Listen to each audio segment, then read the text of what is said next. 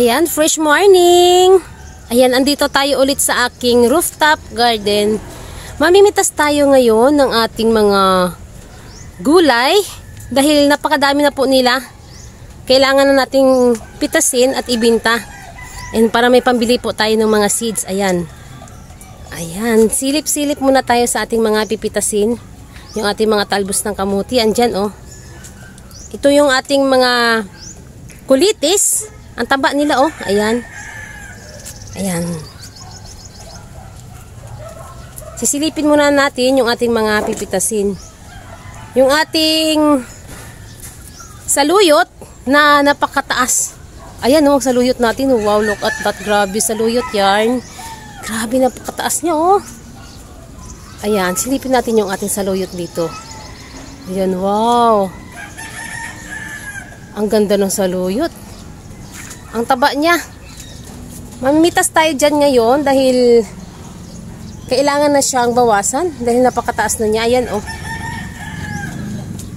Para magtalbo siya ulit ng panibago. Grabe, napakaganda ng saluyot. Oh, ang taba niya, oh. Nakailang pitas na tayo dito. Ayan, at mamimitas tayo ulit. Alaking tulong po talaga pag magkakapagtanim tayo ng saluyot dahil kahit saan natin siya pwedeng isahog. Ayan, ayan po yung ating isa pang pipitasin, yung ating pichay. Hindi po talaga nawawala ang pagpipitas natin ng pichay. Ayan, kailangan na natin mamitas ng pichay dahil meron po nag-order nito. Wow. Ayan, oh. Ang daming pichay dito. Napakalutong niya, pitasin.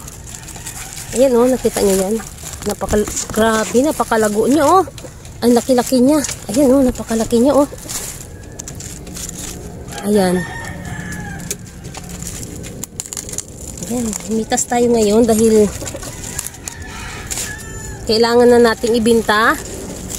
Ang dami na po niya kasing dahon. Ayan. Ito yung ating lagayan.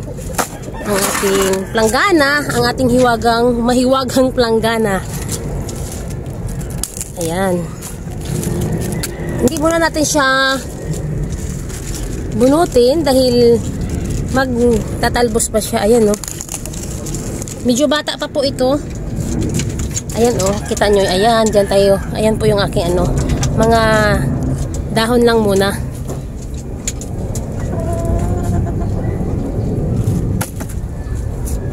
Napakasarap po talaga pag mayroon tayong mapipitas.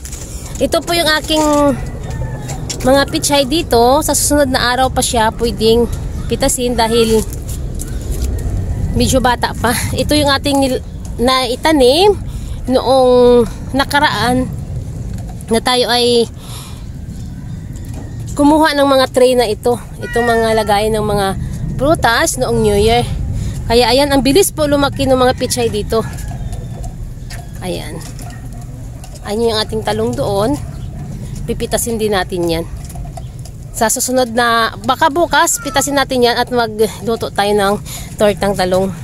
Pero sa ngayon, dahil maraming nag-order ng mga gulay, pichay, ayun po yung ating alugbati doon. Ayun po yung ating alugbati. Pipitasin natin yan ngayon. Dahil may nag-order din. Kaya, ayan. Unahin mo natin pitasin yung ating pichay. Ayan. Napakasarap po siyang, ayan, oh. Napakasarap po niyang pitasin.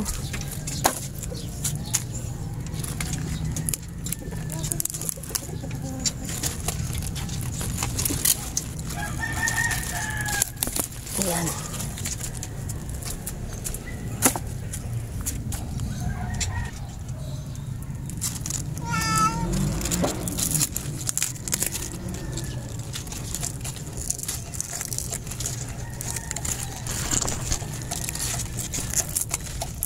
Ayan. Dapat unahin muna natin yan sa pinakailalim kasi sunod-sunod po yung kanyang oh.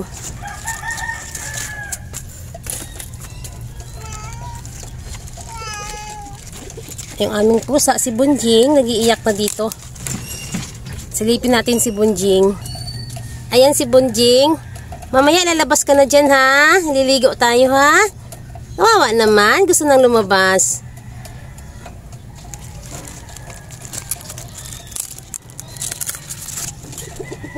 Mamaya, kukuha din tayo dito yung mga ibang talbos ng ating pichay. Magtitira tayo dito dahil magluluto ako mamaya ng ginataan. Ayan. Hindi ako nagsasawang magluto ng pichay kasi napakasariwa. Ayan.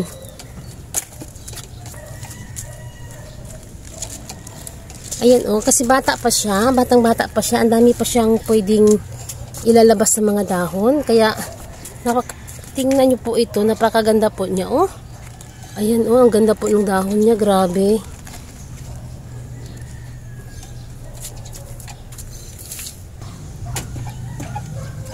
Ayan po yung ating matitira. Ayan, ganyan. Ganyan lang po ka. Ayan. Sa susunod na araw, magdadahon ulit yan. Hindi pa tayo natatapos. Dito muna tayo. Ayan.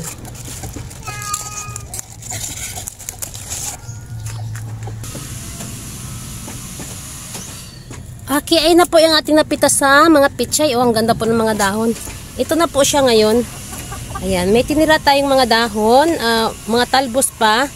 Dahil yan ay magdadahon pa. Maglalagay pa tayo dito ng magandang lupa para mas lalo ulit silang tumaba.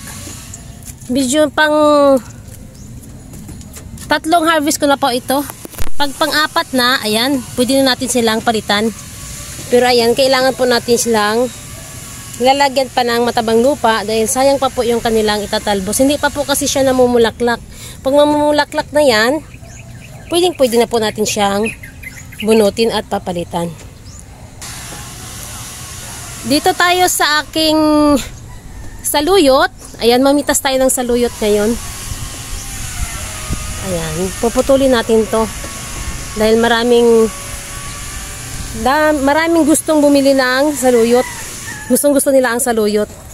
Ayan, puputulin natin yan ngayon dyan. Ayan. Gugupitin lang natin.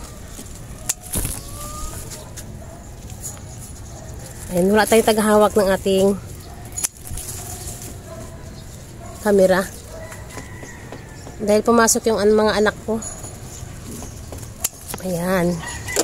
Gugupitin lang natin. Ayan, nalalaglag. Kukunin natin yan dyan. Ayan oh. Ganyan lang yung ating saluyot. Ayan na po yung ating napitas na saluyot oh. Ayan. Ayan, ang dami. Ang dami kong napitas. Ayan, pipitasin pa natin yung nandoon sa dulo. Napakataas na kasi niya. Ayan oh. Napakaganda ng kanyang mga talbos. Ayan, ang susunod natin pipitasin yung ating kulitis. Ayan, dito muna natin ilalagay sa ating lamisa para kukuha pa tayo ulit. Ayan, pagkatapos natin mabitas ng ating saluyot, spinach naman po yung ating pipitasin. Ayan po yung ating spinach. Ayan, napaka lago na po niya. Ayan oh. Ayan, puputulin na natin yan. May nag-order kasi sa akin ng spinach. Kaya kailangan na natin siyang harvestin. Napakaganda po ng kanyang dahon. Wala pong mga insekto. Ayan oh. Ayan, ang ganda ng ating mga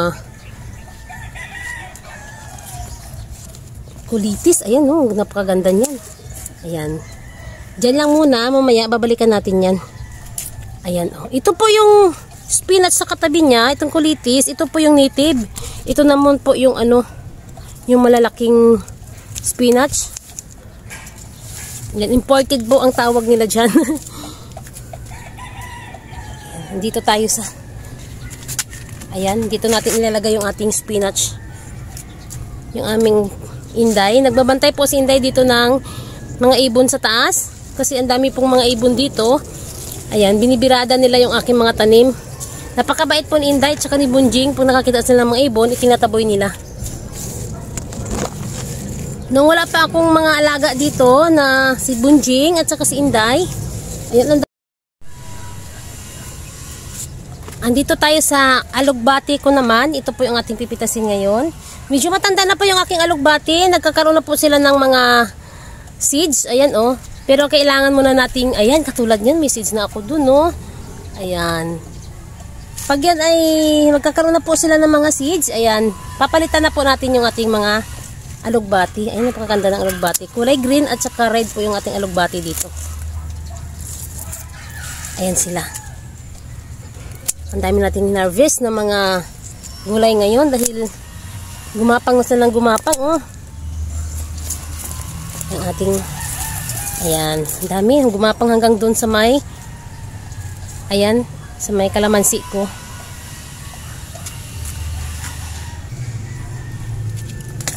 Ayan na po yung ating mga na-harvest. Ayan, kulitis, alugbati, at saka yung pichay na sa baba po na ang ating planggana. Tapos, nandun po yung ating saluyot. Ayan, at itatali na po natin sila. Ayan na po yung ating mga gulay. Ayan, naitali ko na po sila. Ayan, ready na po sila ang ihatid doon sa mga nag-order nito. Ayan po yung ating mga kulitis. Nilinis ko na po sila, yung ating saluyot, at saka yung ating alugbati dyan. Ayan, ang ating pichay. Ayan.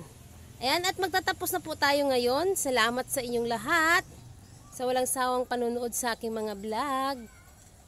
Please subscribe my channel, In Thy Name's Rooftop Garden. Bye!